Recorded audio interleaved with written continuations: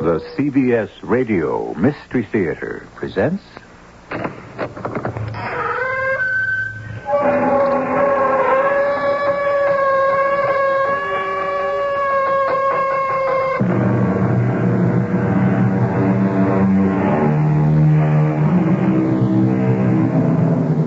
Come in. Welcome. I'm E.G. Marshall. Has it ever happened to you to read a story, and one fine day, what you thought was fiction has become a fantastic fact? Such a happening I'm about to relate to you. The original was a tale by that great French writer, Guy de Maupassant. It was about a man who lost his reputation over a piece of string. But embroidering upon this piece of fantasy came life itself, with unpredictable and horrifying reality. Peter, neither Mrs. Mantell or I think you'd do a dumb thing like that. Are you saying I'm too smart to steal? Too clever to be a criminal? Yes. I wish you'd said it differently. Differently? How? I wish you'd said you thought I was too honest to be a criminal.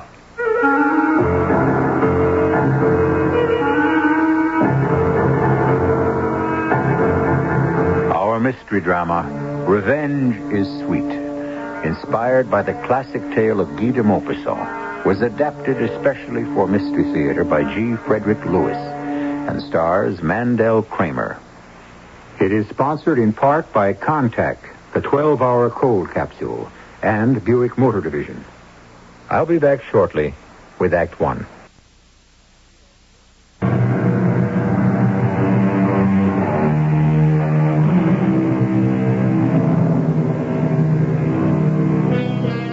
Imagine yourself one chilly November midnight on the San Francisco Embarcadero, at the end of deserted Pier 24, jutting into the bay. Overhead, the gray steel of the San Francisco-Oakland Bridge. In the shadows stands an elderly man called Peter. On a piling sits a man fishing, a man called Harry. Harry has no home. He lives where he can find a place to sleep. He spends most of his days and nights fishing here and watching the boats as they pass by him under the Golden Gate Bridge. All he has to his name are the clothes on his back and the clothesline he fishes with. You there. Hey, you. Hey, you calling me? Yeah, what are you doing? Waiting for the fish to bite. What's it to you? What's your name? What's yours? Peter. Mine's Harry. Harry what? What's it to you? Harry what? You heard me? Hey, take your fingers off my throat. What are you, crazy? All I ask is your last name. Take it. Ooh, you're strong for an old guy. What's your last name? My last name? You know something? I don't have a last name. There is Harry, the fisherman. You've got to. Maybe I did once have a last name, but that was so long ago I just plumb forgotten. You've forgotten? You too? Forgotten? Yeah.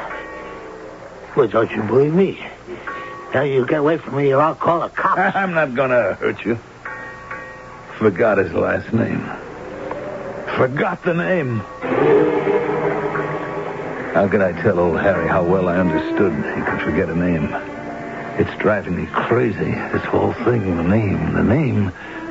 Everything is in a name. Life, death, the present, the future. Especially the future. It's nothing without that one word. Oh, my heart was giving me that awful twinge again. So I sat myself down next to old Harry, waiting for the pain to go away. Like the boats of all the sizes sailing by, the waste of the last 5 years of my life paraded in front of me. I started confiding in this bum of a fisherman. Talking. Something I hadn't done in years. Peter Rabbit! Oh, is that stupid? Peter! Coming, Mr. Claiborne. Coming in a minute. That's not soon enough. Get yourself over I'm here. just bringing some towels for Mr. Taylor. When I call you, I expect you to jump, see? Jump like a rabbit. Yes, Mr. Claiborne. Go to my locker and bring me my little black address book. It's on the shelf. Look, can I do it in 1 minute? One of the sun lamps went dead and I have to change No, it. you cannot do it in a minute. I have an important phone call to make. Do it now.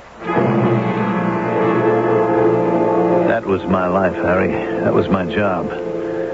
General assistant and gopher and cleanup boy at Leo Mantell's health club. A 55-year-old bat boy, chief cook and bottle washer, errand boy, what have you. Job I was glad to get, but it was sure getting harder every day to keep. So I went to Charlie Claiborne's locker. I opened it with my pass key, and next to his keys and his ring and his wallet, I found his black book. What in heaven's name took you so long? Here, give me that.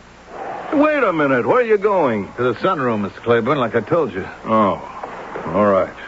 Tell Leo I told a friend of mine about the club, and he'll be showing up today. Yes, sir, I will. Well, don't you want to know his name? Oh, yes, sir. Bill Roberts.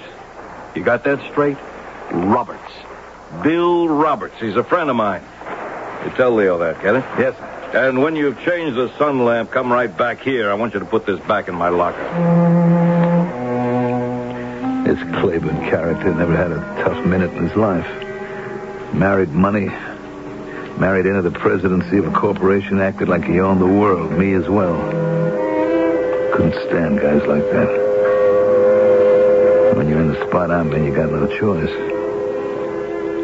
On the plus side, it was my boss, Leo Mantell. Gruff, but a real sweet man. Peter. Hey, Peter, on the double. Yeah, here I am, Mr. Mantell. Mr. Roberts' towel and sneakers and show him to his locker. Mr. Roberts is a new member, and I want you to take good care of him. Yes, Mr. Mantell. Well, the health club busy today? Oh, yes, Mr. Roberts. I'm busy every day.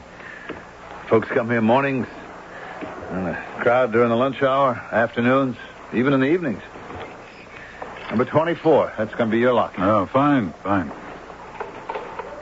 Hangers in here for your pants and jacket, and that shelf for your wallet and keys, whatever. Thank you, Peter. Here. This is for you. Oh, thank you. Well, I'm not too familiar with the club. Well, when you've changed, then I come and lock up. Well, I mean, where is everything? From here to get to the pool? Well, you go down past this row of lockers, and on your left is the sun lamp room. On the other side of that is the pool. Yeah, well, it's the exercise place I want to know. Oh, sure. Well, instead of left to the sun lamp room, you make a right past the pool, and then you'll find a workout room. They got everything you need in there. Fine.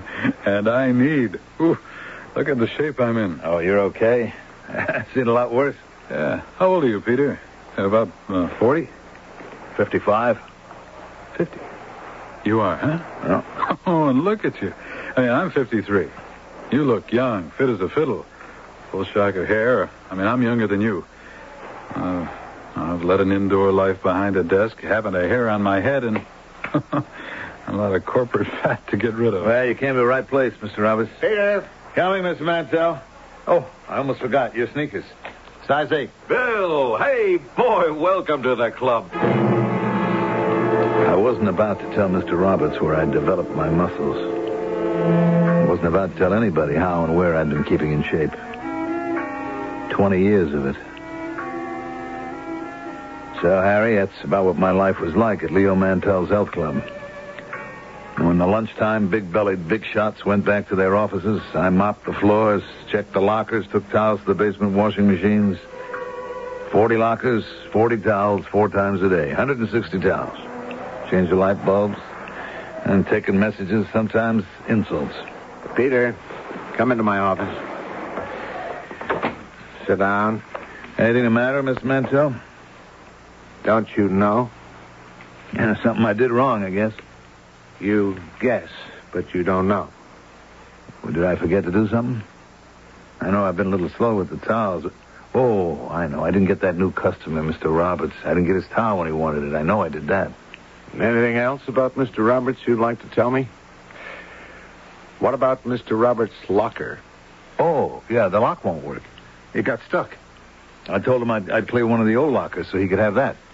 You know, Peter, when I took you on, it was really as a favor to my wife. She said to me, You're not going to let a man who served time and paid his debt to society waste away, are you? No, I know. Look, Mrs. Mantell is really nice. I mean, whatever she wants me to do in the yard or around the house, believe me, it's a pleasure. She had faith in you, Peter. So I said to myself, man's done 20 years. He still says he was innocent, that he was framed. Well, anyhow, he's been penalized enough. So I'm going to take him on in my health club. You said that, sir? Is that all you have to say? I don't know what you want me to say. That you took it, and you'll give it back. Took what? Mr. Roberts' wallet. But I didn't. Mr. Claiborne saw you taking it. He couldn't have. I didn't. He saw you fiddling with the lock on Mr. Roberts' locker, open it, and take out his wallet and put it in your pocket. That's impossible. Wait a minute. When did he say that? Middle of the day. He says he saw you about 1:30. Mr. Roberts was in the workout room, and Mr. Claiborne happened to come back. He saw you, Peter, put the wallet into your pocket. It was a comb. A black pocket comb. Oh, come on, Peter. I'll understand. At least I'll try to. It was a comb. Honest. Here, I'll show it to you. See? Why would you take Mr. Roberts' comb? It's not his comb. I mean, how could it be? The man's bald. Look, I told him I'd get him another locker. And I was trying to figure out what made his lock jam like that. And then up on the shelf, over the clothes, I saw this comb. And I thought, hey, that's Mr. Salig's comb. You know Mr. Salig, who had the locker before? I mean, what'll Mr. Roberts think if he finds somebody else's comb in his locker? We don't do things right here at the club, right? That's what I took, Mr. Mantell. Here, look at it. Come in. Oh, come in, Mr. Roberts. Hey, you too, Mr. Claiborne. Peter and I were just talking. Well, did you locate my wallet yet? No, I'm just asking Peter if he knew anything about it. I haven't seen it, Mr. Roberts. Honest. Well, now... Mr. Claiborne, please let me handle this. You can go now, Peter. I'll talk to you later. Yes, Mr. Mantell. And close the door behind you, please. Well, what did your man say? He told me he took a comb from the locker.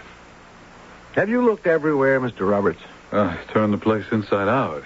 It's not just the money. It's the credit cards. Everything. So Peter says he took a comb. Is that what you said, Leo? That's what he told me. He showed it to me. What does he think? I can't see? I know the difference between a black comb and a black wallet. Well, actually, it's a brown wallet, Oh, Charlie. whatever. I tell you, Leo, I don't like it. Has this man been with you very long? Almost a year. Good references? Well, he worked for us as a sort of handyman. My wife... Look, I can't take any more time for this. If it turns up, Mr. Mantell, call my office. And will you? I've got meetings scheduled all afternoon, but I'll tell my girl to put you through right away. I might as well go along with you, Bill. What are you going to do about this, Leo? Have a good look myself. That's the first thing. We've looked. Bill and I spent an hour of our valuable time looking. I think you ought to report this to the police. One thing they can do is check your man's record, see if he's ever done time for anything. That's what I do.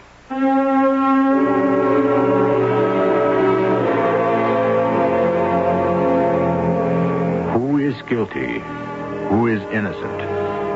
It has been said that money dishonestly acquired is never worth its cost, while a good conscience never costs as much as it's worth. So it's a battle between someone's inner voice and the outer truth. Who wins? Who loses? Perhaps we shall discover when we return with Act 2.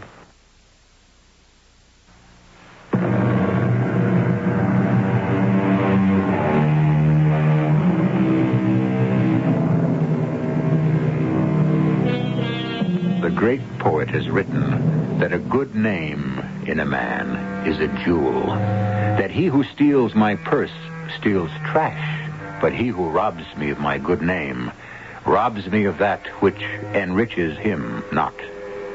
Our ex-convict is accused of stealing a wallet. He says it was a pocket comb. who, indeed, is robbing whom. I don't know if I told you, Harry, but Mr. and Mrs. Mantell had me staying with them on the top floor of their place. The business of the missing wallet happened on a Friday. Saturday was generally slow. Business offices around are closed. Most of our clients were home for the weekend. Mr. Mantell didn't say much to me Saturday, and Sunday I came down for breakfast like I usually did. Good morning, Peter. Morning, Mr. Mantell. There's coffee. You can fry yourself a couple of eggs if you like. I've already had mine. Mr. Mantell, you want me to leave? I'm going to go someplace else, find another job? I will talk about that later. Make yourself some breakfast. Mrs. Mantell's not feeling well, so I told her to stay in bed. Well, I'm not hungry. You told her about the missing wallet? I told her. What'd she say? She's very upset. But, like me, Peter, she just can't bring herself to believe you'd do a dumb thing like that. You think I'm too smart to steal? I guess so. Mr. Mantell, I wish you'd said it different. How do you mean? I wish you'd said you thought I was too honest to steal. Don't ever get caught holding the short end of the stick, Harry. If people suspect something, they never let you forget it. And no matter what I did or who I spoke to, they just look at me with a fisheye. In a few days, no one even asked me to do an errand, even asked for a towel. They'd ask Mr. Mantell. And that Charlie Claiborne, he was the worst. He wouldn't let go. Leo, I'd like a few words. Mind if I close the door? No, sure. Come on in. Here it is, Friday again. I hope you realize 1 week has gone by, nothing's been done about the theft. Well, I'm still hoping the wallet will turn up. I know you haven't reported it to the police. I wondered why. Mr. Roberts told me he's reported it to his insurance company and that they were dealing with it. Well, I'm not the kind of person who enjoys being taken advantage of. Or see it happen to a friend of mine. I spoke to the lieutenant of our precinct the day before yesterday. I happen to know him personally. He did a little investigation for me. Your man, Peter, did you know he's done time? Been in prison 20 years, only got out a year ago? Yes, I knew that. And you didn't report him? Why? It was very hard for me to believe that he'd steal a wallet. Oh, I see. Well, you made it quite plain you prefer his word to mine. So far as Peter is concerned, you'll be hearing from the police. But so far as I'm concerned, myself, Bill Roberts, and a good dozen guys who are here on my say-so, we're checking out. I don't think the kind of health club you run here, Mantell, is particularly good for the health. Mr. Mantell stood by me. He refused to believe I could be a thief. The police never showed up, and neither did Mr. Claiborne. Then Mr. Roberts left. And one by one, we lost about 10 customers in all. And one day, we were having the locker room retiled. And the workman found the wallet wedged behind a radiator. I knew you hadn't stolen it, Peter. Hey, wait a minute. I just hope he's in his office. I'm calling Mr. Roberts. You don't know how relieved I feel. Me too. Barbara, will you get me an open line, please? Mr. Roberts. Who is this? Leo Mantell of the health club. They found your wallet. No kidding. Where? Behind a radiator. We've been putting down new tile in the locker room, and the men found it. Well, I'll be darned. Hey, listen, I wonder if I ought to say something to Peter.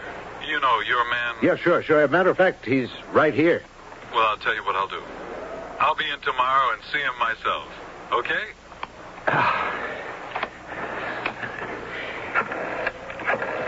Peter, I'm calling Mr. Claiborne. He's the one who's really conducted a vendetta against you. But why? What did I do to him? He has the instinct of the wolf. See a weakness and go for the jugular. Hello, Claiborne. Mr. Claiborne, this is Leo Mantell of the Health Club. Yes, Leo. I've just been talking to Mr. Roberts. They found his wallet. I'll be darned. Where'd it turn up? Behind the radiator in the locker room. So that's the way he played it, huh? What do you mean? That's not too hard to figure out. Your guy, Peter, got too hot for him, so he made sure it'd be found. Mr. Claiborne, are you saying he just put it there? Leo, old boy, what do you think? Well, anyway, now that it's back, turned up, I hope you'll be coming back to the health club. What you're actually saying is, please may I have all my customers back? Well, my answer to that is, why, certainly. You got a great plant there, Leo. The only thing I ask is, do yourself a favor. Get rid of the jail burden. I'll give you 2 guesses, Harry. 3 guesses. What do you suppose happened? Right. Mr. Mantell let me go. He had to. Word was whispered around that I'd gotten scared and hidden the wallet behind the radiator. You know, once a criminal, always a criminal. You can't win. You do understand, don't you, Peter? Yeah. I'll keep in touch to try to get you another job, okay? I can still come to your home, though, can I? I mean, keep on doing the chores around like I was? Well, I meant to talk to you about that. Mrs. Mantell was saying last night we're having her younger brother come stay with us, and it'd be good training for him to make himself useful around the house. Oh. Well, will I still be living up in that attic room? As a matter of fact, that's the room we'll be giving her brother. He'll be arriving tonight. I see. But don't forget, Peter. Keep in touch. Sure.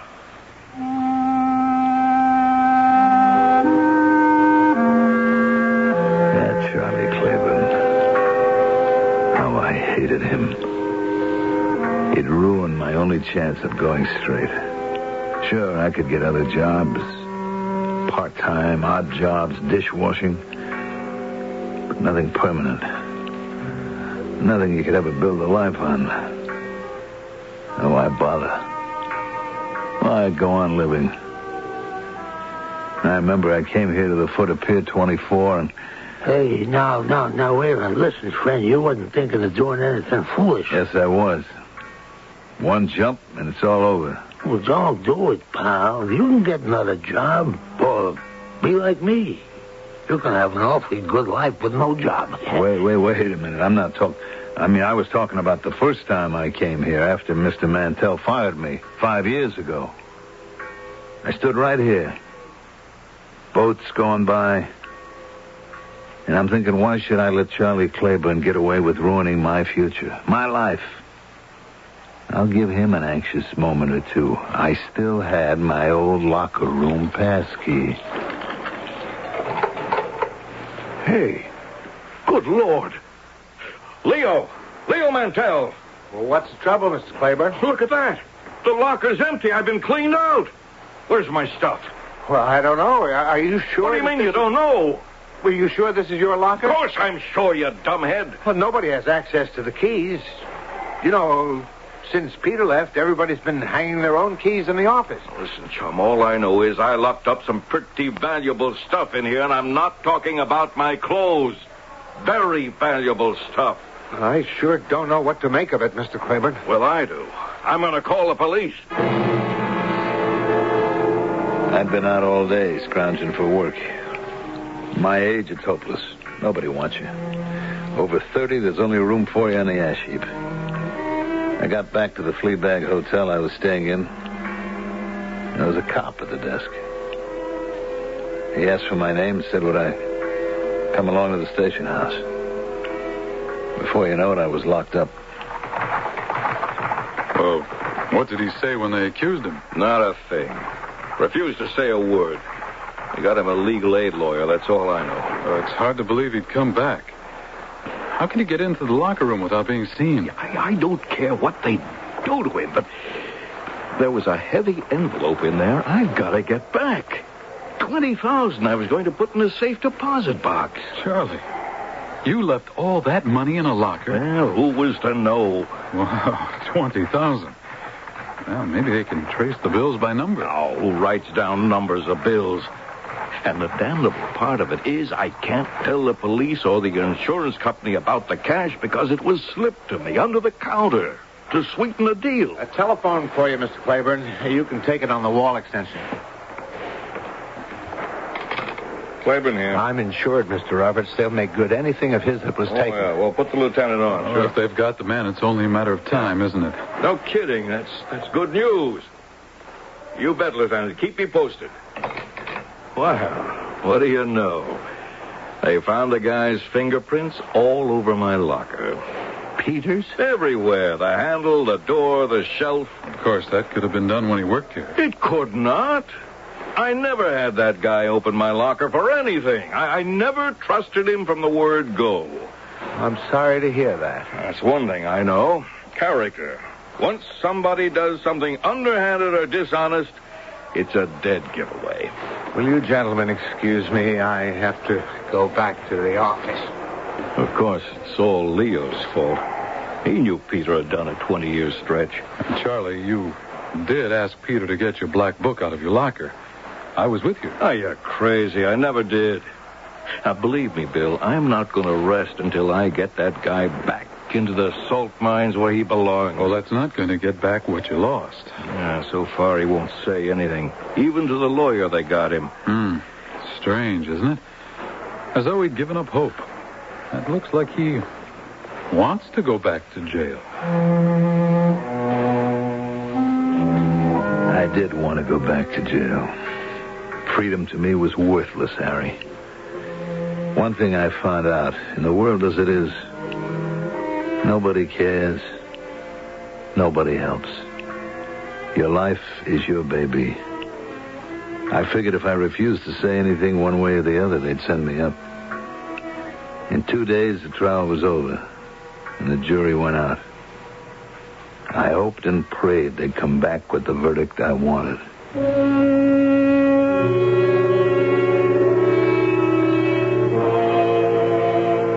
The evidence against Peter was overwhelming.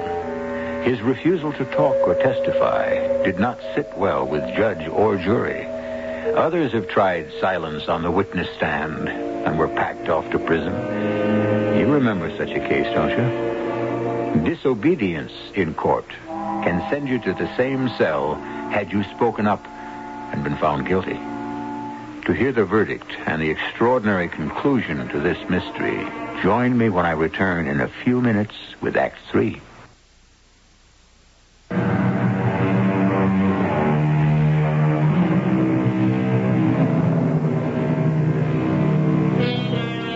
Anger and bitterness make an ugly brew. And inside the ex-convict, Peter, raged a hatred for all those who had caused his downfall. How much he had learned in the past month. The villainy you teach me, I will execute. And it will go hard, but I will better the instruction. The words of the great poet, but it could have been the vow of the man in the dock. I gather they're bringing in the verdict today, Charlie. Well, no matter which way it goes, I'm out $20,000. I can't tell anyone I had all that money. Oh, would it make you feel better to tell me what it was for? A payoff for my influence in advance. A bribe? I said influence. These guys that paid me don't monkey around.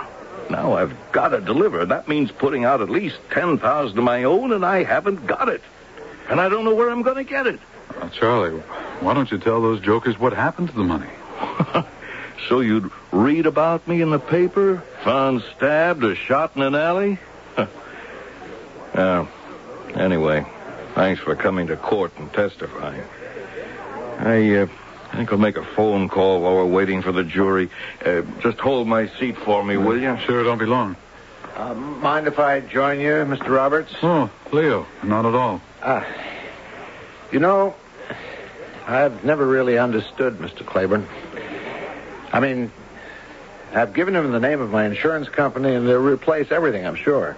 I wonder when the jury will come out. You know what I think, Mr. Roberts? It wasn't just a random burglary. Taking everything out of that locker smacks of some kind of revenge, I'd say. I know that Mr. Claiborne is a good friend of yours, but I wouldn't be surprised if this wasn't some kind of, what do you call it, retaliation, that's the word, by someone Claiborne had stepped on somewhere along the line. Well, it could be, Leo. Charlie Claiborne has stepped on an awful lot of toes in his day. Oh, here comes the jury. I don't think Peter's got a chance.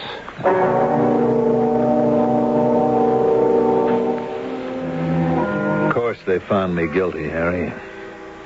Only Leo Mantell had testified for me, saying he and his wife always found me to be honorable and trustworthy. The jury didn't think so, because none of the contents of Mr. Claiborne's locker had turned up.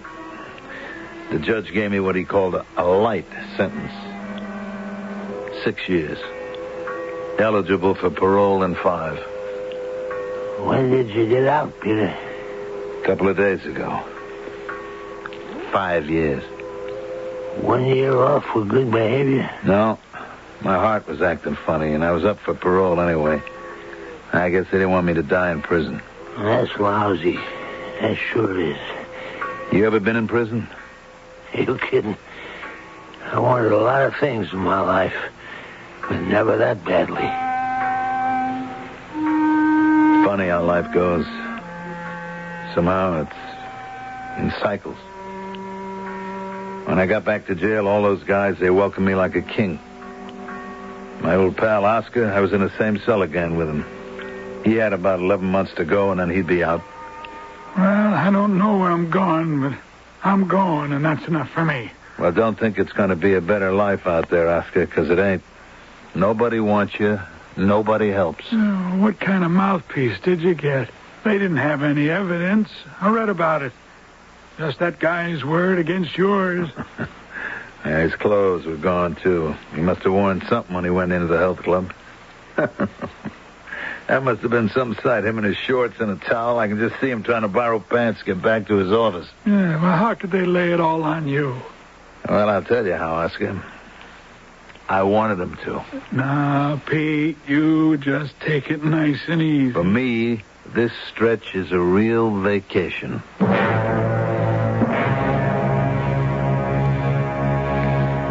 I'm sure you had a reason. I did, Harry. Now, look, I trust you. I'll tell you the truth. Sure, it was me. I took everything out of Claiborne's locker. I was just going to open it and mess up his clothes. I was so mad at him. But there was this fat envelope on the shelf. And I look inside. There was money. $100 bills. Lots of it. So I grabbed everything and I took the bus right out here. And I dumped all the clothes and the wallet, the rings, and everything into the bay. But I kept the envelope. Well, what did you do with it?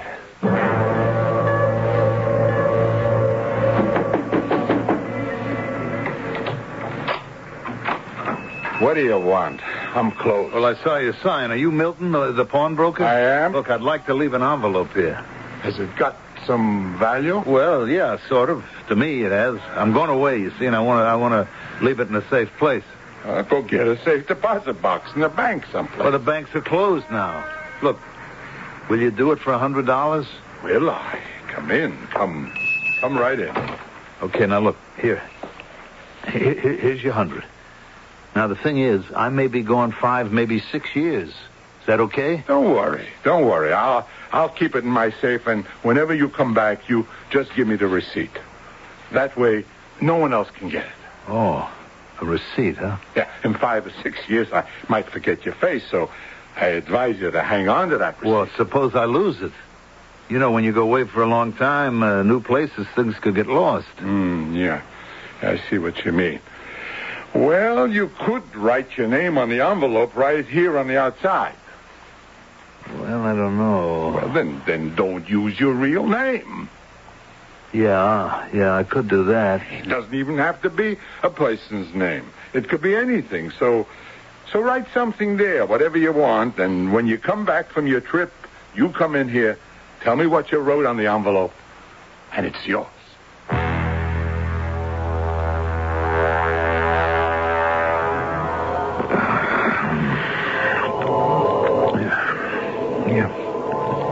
You see, Milton, what I gotta do is leave this envelope with you. And you take care of the envelope for me, okay, Milton? I'm gonna take a trip, but I'll be back for it. And I'm gonna write a code word on the outside of the envelope. So when I tell you what it is, then you'll hand it over to me. Okay? Pete, what did you write? What'd you write on the envelope, Pete? What was it, Pete? What?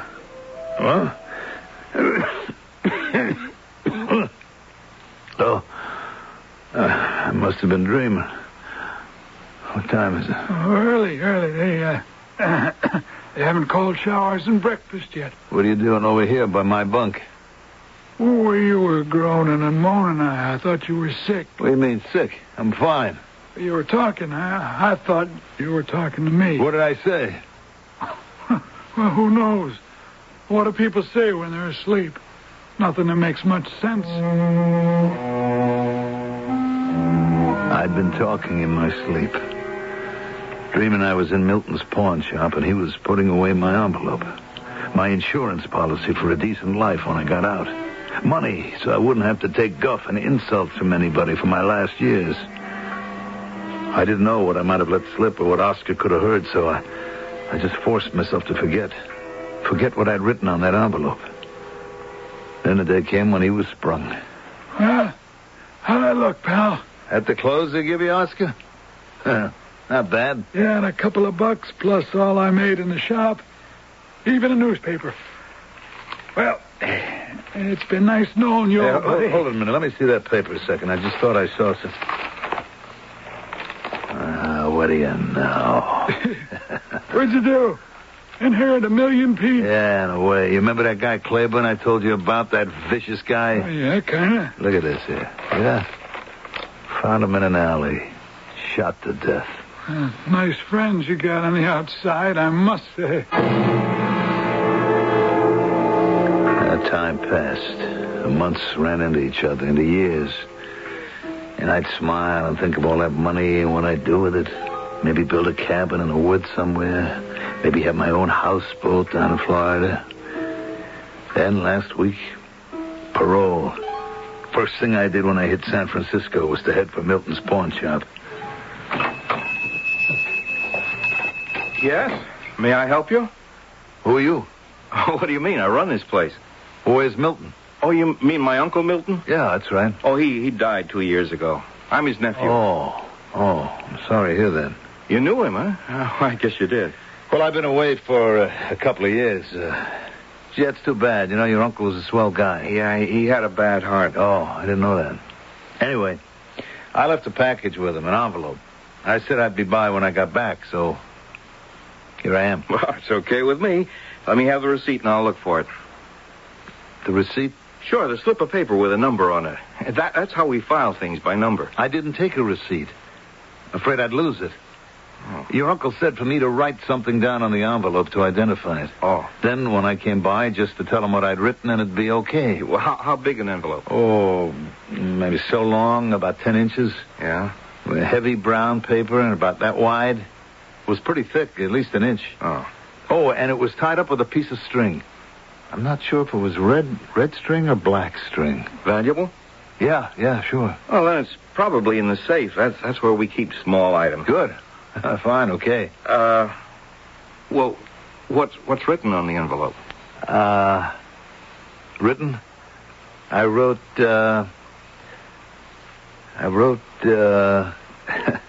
know, just for a second, it slipped my mind. Look, while I'm thinking, why don't you go to the safe and see if there is that long envelope like I described? Oh, another thing. It had a big ink blot on one side. Okay, I'll have a look. What did I write? What did I write? Was it one word, 2 words? I better take it easy.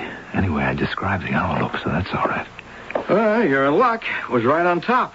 This is it, isn't it? Yeah, that's it. There's a note in my uncle's handwriting here, tucked under the string.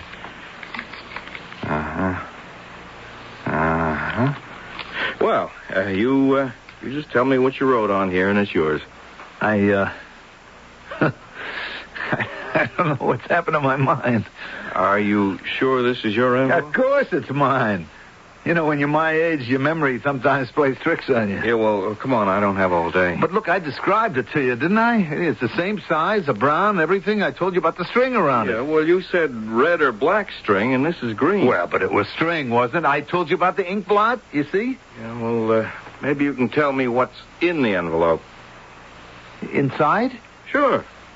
If it's your property, you ought to know what's in there. Oh, well, look, listen, I'll be back. I'm just going to take a walk around the block, and it'll come to me. I'll be back. But hold on to that. I'll be back. Well, you can have it if you just tell me what's in here.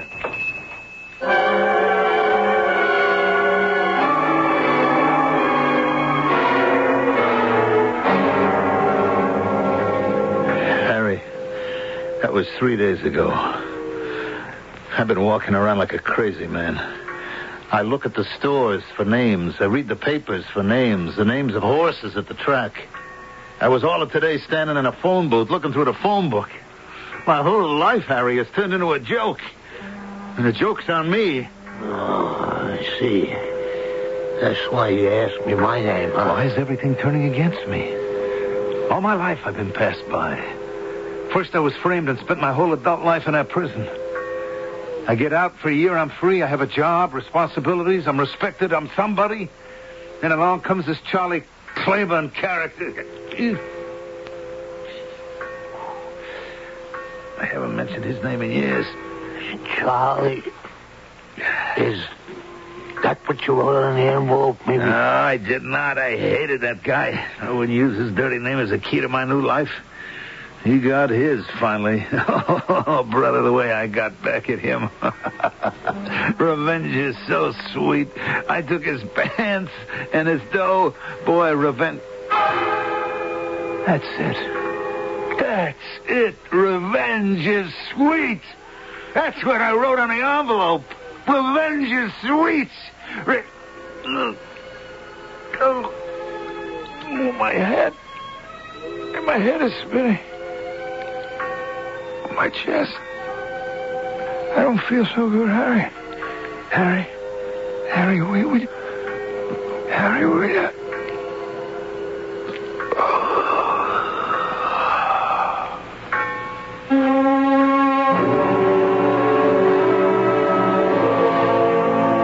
It's too bad.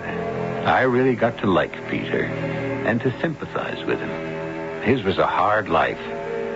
And to die at the very moment he might have begun to live. Did he have anybody to mourn his passing?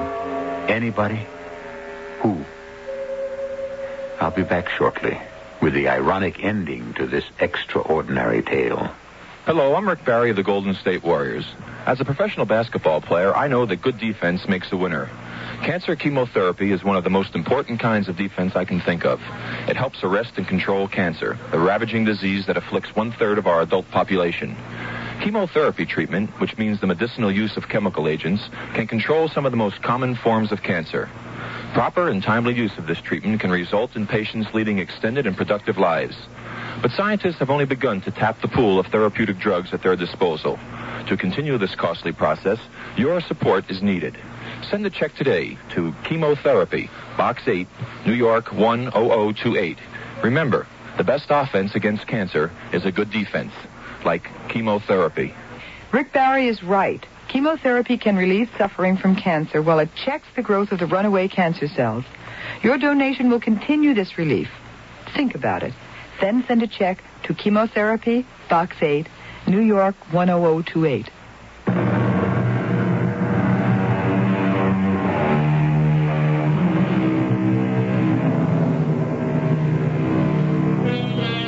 You remember Harry, the fisherman. The man who had nothing and all his life wanted to explore new places, to travel. Somehow, he came into money, got himself first-class passage on a big ocean liner, and started cruising around the world. Harry was in no hurry to get back. No hurry at all. So you see, for someone, revenge was indeed sweet. Our cast included Mandel Kramer, Lloyd Battista, Robert Dryden, and William Griffiths. The entire production was under the direction of Himan Brown. And now, a preview of our next tale. What a waste. Happened at 5th and Ballard. She was waiting for a bus. She saw a man approach. There was a phone booth at the corner, and she was able to dial the police. Could she tell them anything? Oh, poor woman. She was paralyzed with fear. I can imagine. And she managed to say he was big, black raincoat, black mustache. That's all? Yeah, except for the usual little note placed on the victim's chest with just the words, "Thou shalt kill." Let me look at that newspaper for a moment, if you please. Oh, sir, your coffee's getting cold. Where do they describe the killer? Oh, yes, yeah. Big, black raincoat, black mustache. Why, bless my soul. The woman could be describing me. Radio Mystery Theater was sponsored in part by Buick Motor Division and Contact, the 12-hour cold capsule.